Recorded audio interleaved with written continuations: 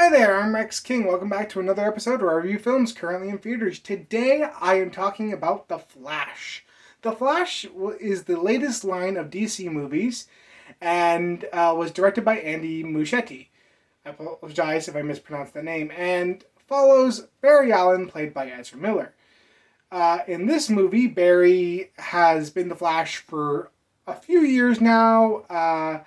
He's been a member of the Justice League for a few years. This movie takes place a few years after Justice League. And he discovers that he can run fast enough to go back in time. He uses this power to prevent his mother's murder and basically causes an alternative timeline to take place. And before he's able to reach the point in the timeline where his 20-some-odd-year-old self would be, he's forced out of the time run around his 18-year-old mark and ends up interacting with his younger self in this alternative timeline. However, in this alternative timeline, Zod is coming and there is no Superman to protect Earth, so it's up to the Barry Allens to find a team and go after Zod and prevent the mass destruction he intends to cause. This film's story is a little rough, to be honest with you. So, here's my main issue.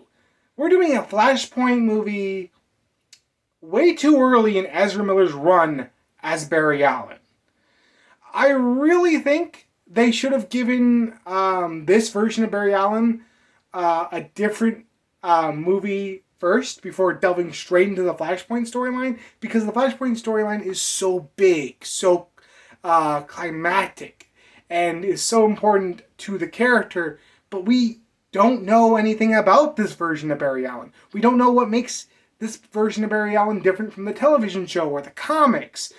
We don't know. We're all implied that this character is pretty much the exact same, but since he's played by a different actor, well, I kind of am expecting this Barry Allen to be a little bit different in some regards, but we don't get really enough time to get to know him. I guess that's why they focus on this younger version with him and try to follow a makeshift origin story as almost, but it doesn't work. It really just doesn't feel right.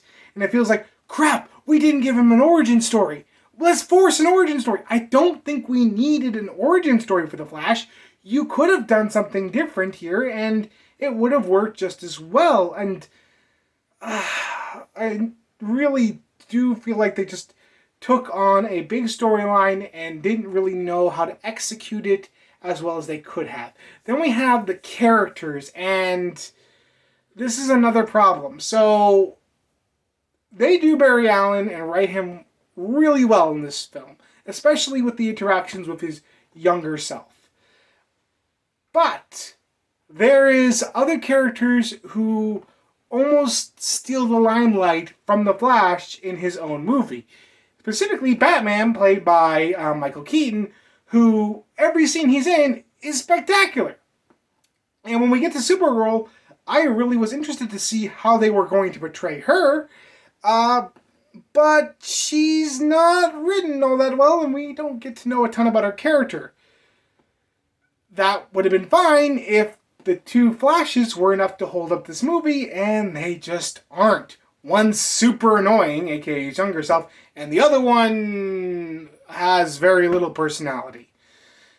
I honestly did not feel like these characters were as written as well as they could have been.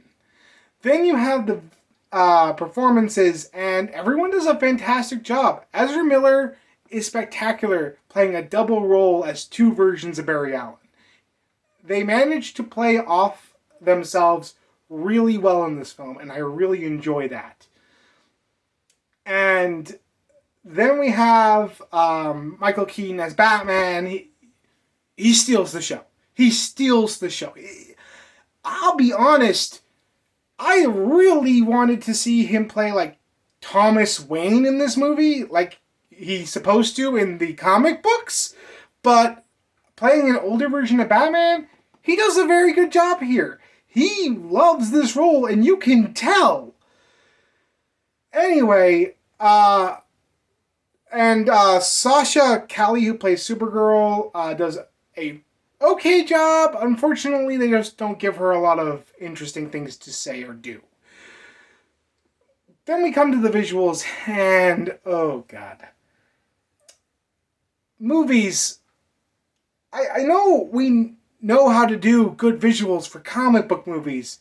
So, what has happened with these last few?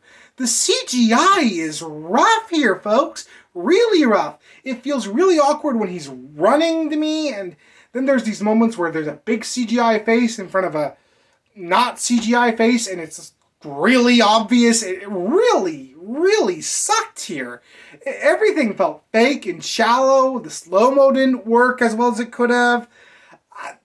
I don't understand how a big budget movie like this can have this bad of visuals. Then we have the music composed by Benjamin Wellfish. I apologize if I mispronounced that name too. And it's fine. It's your standard comic book stuff, standard inspiring stuff. They managed to mix in the other scores from other movies, specifically Danny Elfman's Batman theme, which is always amazing. But I'll be honest, it didn't wow me. The samples they used wowed me more than the original stuff, and, well, you kind of want the original stuff to be at least on par with the samples you're using. Anyway, at the end of the day, The Flash is rough, in my opinion. It could have been so much more if we had a different adventure with The Flash before we delved straight into the Flashpoint storyline. I really wanted to like this one, and I came out just feeling bored. I really didn't care for the characters as much as I wanted to. And I felt the visuals were so rough that they just took me out of the movie. At the end of the day, I'm going to give The Flash a 4 out of 10. This is a movie that, if you're going to go see it, don't expect the best of the best as far as comic book fare is going to go.